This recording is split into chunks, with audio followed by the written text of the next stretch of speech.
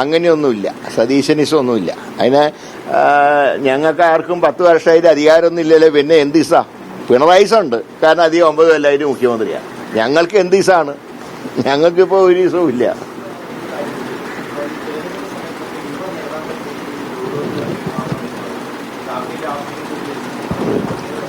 അല്ല, തലമുറകൾ മാറുമ്പോൾ ഒരുപാട് ശൈലിയിൽ മാറ്റം വരുമല്ലോ. നമ്മളതിനെ ആരെയും പറഞ്ഞിട്ട് കാര്യമില്ല. കാരണം ഓരോ തലമുറ മാറുമ്പോൾ അവരുടേതായിട്ടുള്ള ശൈലികൾക്ക് മാറ്റങ്ങളുണ്ടാവും. അപ്പോൾ ആ മാറ്റങ്ങളുടെ ഫലമായിട്ടാണ് സ്വാഭാവികമായിട്ടും ഉണ്ടാവാൻ ചാൻസ് ഉള്ളത്.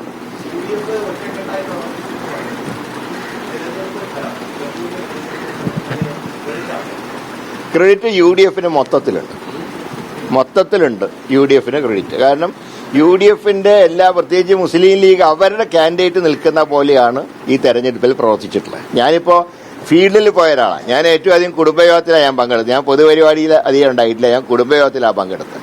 ആ കുടുംബയോഗങ്ങളിലൊക്കെ തന്നെ 2 പാർട്ടിയുടെയും നേതാക്കന്മാർ നല്ല രീതിയിലാണ് ആ കുടുംബയോഗങ്ങൾ സംഘടിപ്പിച്ചിട്ടുള്ളത്. ധാരാളം സ്ത്രീകൾ ഉൾപ്പെടെ അതിൽ പങ്കെടുത്തിരുന്നു. അപ്പം അതിൽ നിന്ന് തന്നെ മുന്നണി ഒരു മനസ്സോടെ പ്രവർത്തിച്ചു എന്നുള്ളതിൻ്റെ ഏറ്റവും വലിയ തെളിവാണ്.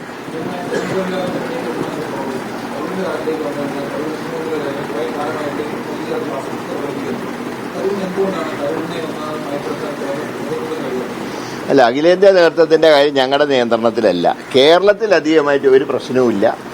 അദ്ദേഹം കഴിഞ്ഞ ഇലക്ഷനിലൊക്കെ ഇപ്പൊ പാലക്കാടൊക്കെ എന്നേക്കാൾ അധികം ഫീൽഡിലേക്ക് വന്ന ഒരാളാണ്. പക്ഷെ ഇത്തവണ അദ്ദേഹത്തിന്റെ ഈ വിദേശ യാത്രയിൽ അത് കാരണമാണ് നാട്ടിലുണ്ടാവുമോ എന്നുള്ള കൺഫ്യൂഷൻ ഉണ്ടായതുകൊണ്ടാണ് ഇങ്ങനെ ഒരു ഗ്യാപ്പ് വരാൻ ഇടയായത്. പക്ഷെ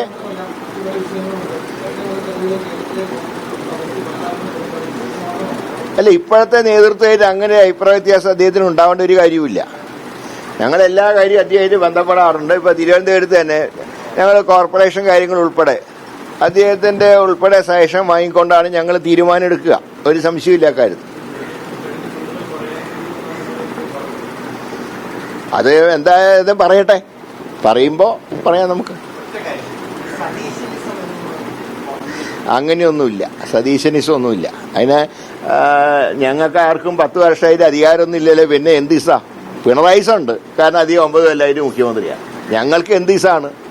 ഞങ്ങൾക്കിപ്പോൾ ഒരു ഇസവും ഇല്ല.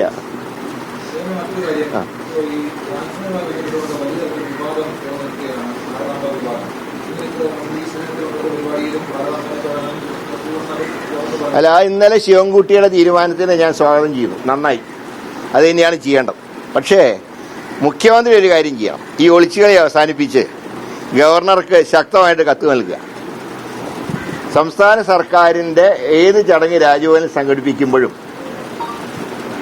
ഈ കാവിക്കൊടി ഏന്തിയ ആ ചിത്രം പാടില്ല എന്ന് കർശനമായിട്ട് പറയാം. ഭാരതാംബയാവണമെങ്കിൽ ത്രിവർണ്ണ പതാകയാണ് പിടിക്കേണ്ടത്. അശോക സ്തംഭമുള്ള ത്രിവർണ്ണ പതാകയാണ് ഭാരതാംബയുടെ സങ്കല്പം. ഇത് RSSന്റെ പരിപാടിയിൽ ഉള്ള ചിത്രമാണ്. ഇതിനെ അമ്മയായിട്ട് ആരും കണക്കാക്കുന്നില്ല. അതുകൊണ്ട് തന്നെ ഈ ഒളിച്ചുകളി അവസാനിപ്പിച്ച് മുഖ്യമന്ത്രി ശക്തമായിട്ട് കത്തയക്കണം. അല്ലെങ്കിൽ എന്താണെങ്കിലും ഒരു കൊല്ലം കഴിയുമ്പോൾ ഒരു ഇലക്ഷൻ നടത്തി പുതിയ ഗവൺമെന്റ് സത്യപ്രതിജ്ഞ ഉണ്ടാവുമല്ലോ. അന്നും ഈ ചിത്രം വെച്ച് ഇയാൾ കളിക്കും ഗവർണർ. അതുകൊണ്ട് ഇത് ഇപ്പോഴേ അവസാനിപ്പിക്കണം.